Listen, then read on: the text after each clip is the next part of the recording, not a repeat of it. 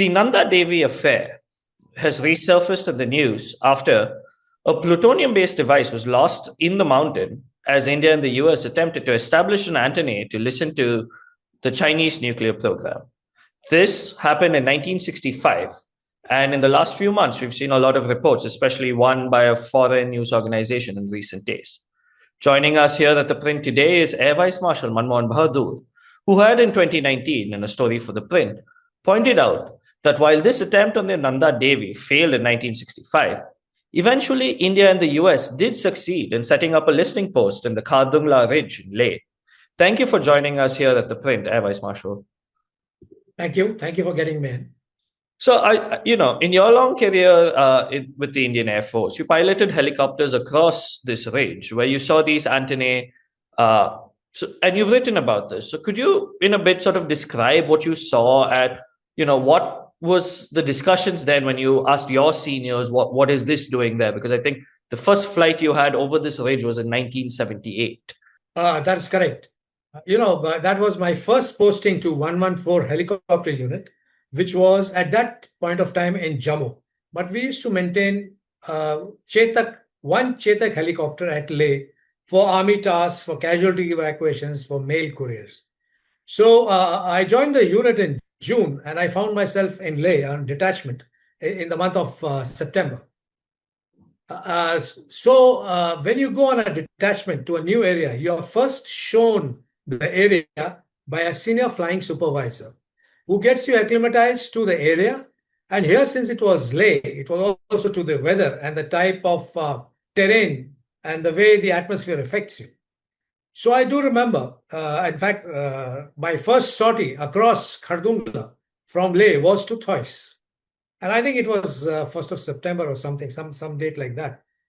And as we took off from Leh, then the supervisor explains, this is this ridge, on the right is this, you must reach this altitude by the time you reach this particular hillock, so that when you cross Khardung La, you are at a safe height above Khardung La, and then you go across north to Thois, the airfield up north, that way we were going.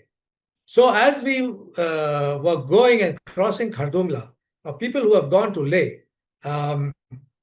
if you stand at Leh airfield and look up north towards Khardung La, there's another hillock slightly to the right, where he said, Bahadur, look right, can you see those, something up there? So his eyes were trained and I really had to, I said, sorry, I can't see that. So he said, okay, he took me a little closer and then I could see antenna, about 3-4 of them. They looked like, in the 70s, the antennas, the television antennas, you had a rod going up and 2-3 in front and 2-3 at the back, pointing to a particular direction. So there were 3-4 of them pointing up north towards the China border. And there was a big shack or type of a tin shed constructed there and black suit all around. And he said, watch out for those antennas, because in bad weather, when you're crossing, we have to cross only over Khardung La. You're otherwise supposed to go back to Leh. But in case for some reason you have to come to the right, watch out, there are antennae here. So anyway, somewhere down in that detachment, I asked him, so what are those antennae? Because after all, this is quite odd up there.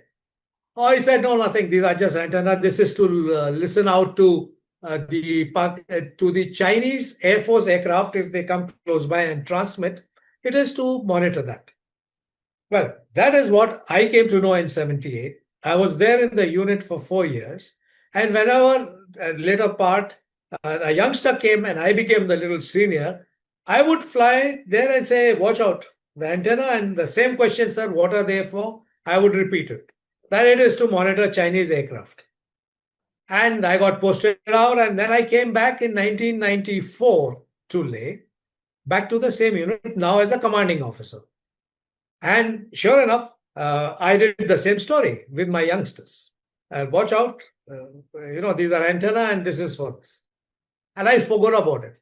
And I retired in 2013. And after I retired in 2013, I joined a think tank, the Center for Air Power Studies, and I picked up a book, Spies in the Himalayas by Captain M.S. Kohli. Very intriguing, and M.S. Kohli is a well-known mountaineer.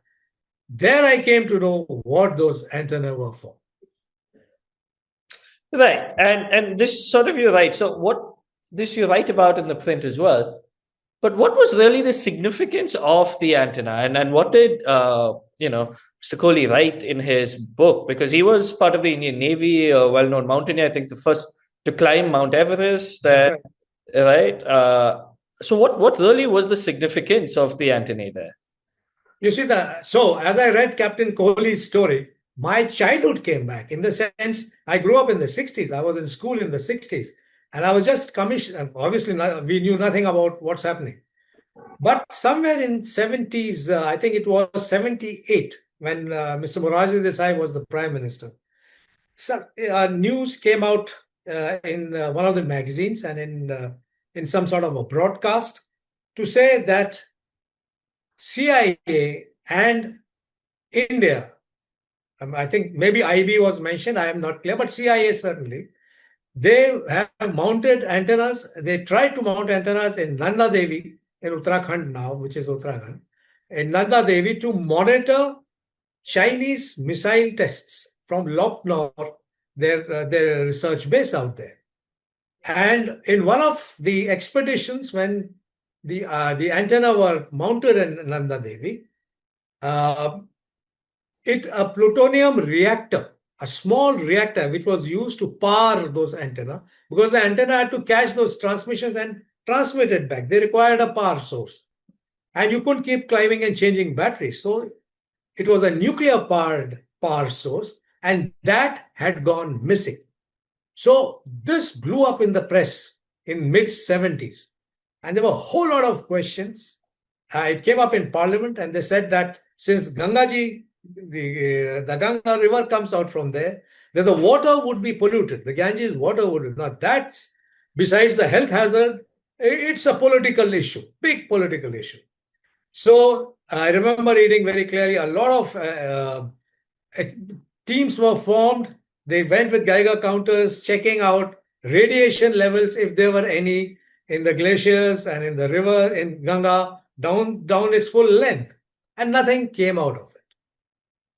So this was the story in mid 70s, and people forgot about it. We all forgot about it. Till the time I read Captain Kohli's book, and that's where it came out that the expedition that they tried this in Nanda Devi in 65, they reached almost in the place where they were to mount it, because it had to be line of sight with the Chinese Lopnor, the range which is there. But then the blizzard hit them and bad weather, and it was the end of the climbing season. So they said, store it there, hold it in place, come back, next climbing season, we'll go up and reinstall it. So when they did that, and when next year they went, they found it missing. And then the story came out that now they launched a lot of missions to look for it. They couldn't, but they buried it. The story was buried. But Captain Kohli's book brings out that they tried again at Nandakot, and another peak out there, and there they succeeded. But it worked for some time and then stopped working. And when it stopped working, they had to retrieve that equipment and that reactor. But they still required a place to mount it, because they still wanted to monitor. Because 64 was the first Chinese nuclear explosion. 65 was the second one. So then Captain Kohli said that they installed antenna over Khardung La. Now, when I read that in 2013, my antenna went up. I said, listen, all these years, I've thought that these are to monitor aircraft. But look, this is a Cold War scenario. And those antenna played a part in the Cold War period between the great powers, China, US. So that's how the story is. Right, and you also described that when you saw the antenna at Khardung La, there was soot around, and there was a small. So clearly, you also write in the print story that this was not nuclear powered, right? So what really then did you find out about this antennae? Okay, yeah.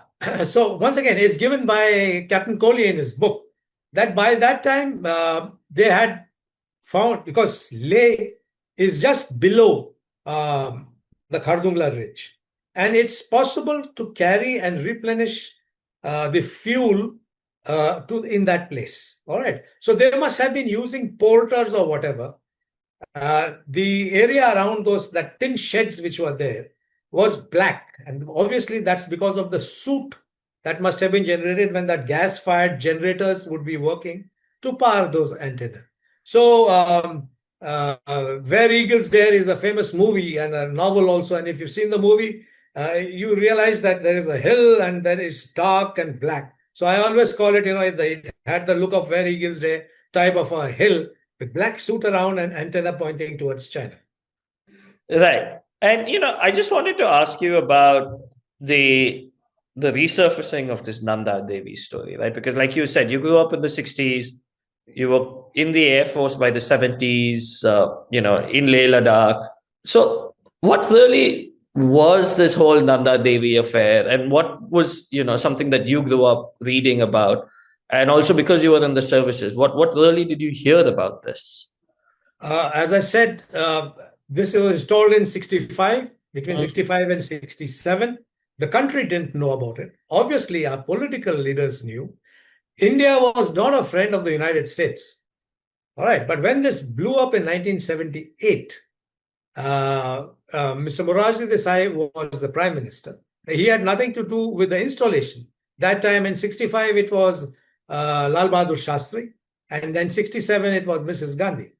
So now in this new this article that has come out 3 days back or 4 days back in the New York Times, it quotes declassified papers of that time when Mr. Morarji Desai went to US and had a meeting with President Carter, and in that the recording of that meeting very clearly says that very diplomatically, the two leaders exchanged that, all right, we've sort of sorted this out, kept it below the level. The Americans were very happy that it didn't blow up in India the way Mr. Morarji Desai handled it in Indian Parliament.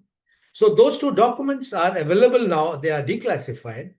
And there is a telegram from the US Embassy in Delhi to the Foreign Office in Washington, stating that the president, that's President Carter, may like to thank Prime Minister Morarji Desai in a subtle way about the way he's handled the issue in Parliament. Because in the Parliament, Mr. Desai, and that's what that document says, said that this has been handled at the highest level between the two governments and there is nothing further to add. And it sort of died down in the 70s. It's opened up now again. Why? Because there was a National Geographic photographer who was also a mountaineer in the 60s. So the CIA wanted a cover story to launch this expedition. So they took this photographer who was a mountaineer, sort of trained him, got him on board in CIA, paid through CIA funds. And when he has died, whatever, recently or some time back, some documents have been recovered in his garage, handwritten documents. And this is what the American paper, the New York Times, quotes to say that this is what happened during that time. That's why this story has resurfaced now. Right. And that was just my last question, sir, because it's a fascinating fact that the Cold War had multiple layers, and even India and the US, which, as you said when you started, were not really friends at that point, but still had this relationship, which I imagine you can still see the antennae in Khardung La, is it so? Well, last I saw it was in 1997 when I was in Leh. So they may still be there. I have no idea whether they have been removed. But once again, Captain Kohli says that they stopped using it because they got those satellites going then. And hence they could monitor everything through satellites. So that became defunct. And they became defunct much earlier, in the beginning of 80s. I saw it in 97, the last I saw. So they were still there, relics of a Cold War power struggle that happened during that time. And when you have geopolitics, geopolitics has strange friends. China was the adversary for India and the Americans. So behind the scenes, the two intelligence agencies got together. When China exploded its nuclear weapon, they had to monitor the missile tests. So they were friends behind the screen that was there in front of us. Right. And that brings me to the end. Thank you so much, Air Vice Marshal Bahadur, for joining us here at the Print. Thank you. Thank you very much. Thank you for getting me over. And it's always so great to read these old stories, you know. Thank you. Absolutely. Thank you, sir.